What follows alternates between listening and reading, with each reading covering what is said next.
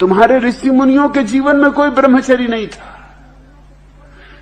छोड़ो ऋषि मुनियों के, तुम्हारे देवी देवताओं के जीवन में कोई ब्रह्मचर्य नहीं। और इन्हीं देवी देवताओं की पूजा चलती। इनको तुम पाश्विक नहीं कहते, यस, और आदमी को पाश्विक कहते हो। तुम्हारे पुराण उठा के देखो, तुम्हारे धर्मशास्त्र जला डालने योग्य थे, जिनकी तुम पूजा करते हो। अगर तुम्हें जड़ बदलनी है तो वहां जाना होगा। तुम्हारे सब देवी देवता भ्रष्ट। स्वर्ग में तुम्हारे देवता करते क्या हैं? नचा रहे हैं अप्सराओं को। उर्वशी नाच रही, मेनका नाच रही।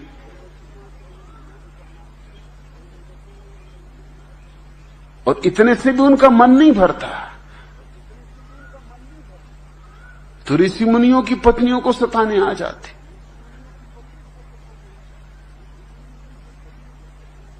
चंद्रमा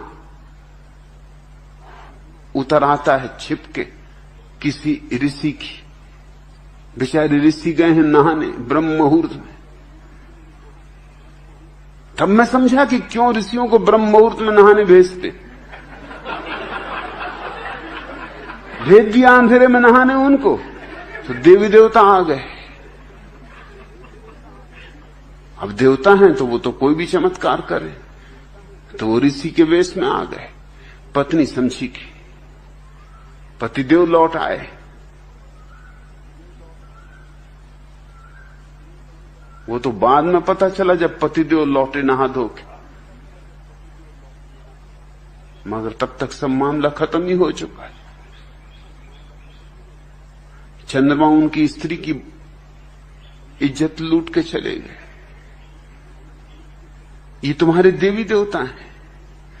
तुम जरा अपने सारी देवी देवताओं की लिस्ट तो बनाओ और उनके नाम के आसपास उनके कृत्यों का उल्लेख तो करो।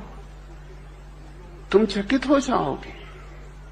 इनकी तुम पूजा कर रहे हो, सदियों से इनका गुणगान कर रहे हो।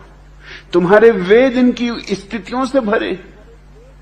हे इंद्र देवता, हे चंद्रदेव, हे सूर्य देव, मगर इनकी कारगुजारियां तो देखो। और अगर साधारण आदमी यही काम करे कि ऋषि मुनि गए ब्रह्म मुहूर्त में स्नान करने को और वो उनकी स्त्रियों से मिलने पहुंच जाए, तो ये पाश्विक व्यवहार कर रहा है। और तुम्हारे देवता दिव्य व्यवहार कर रहे थे।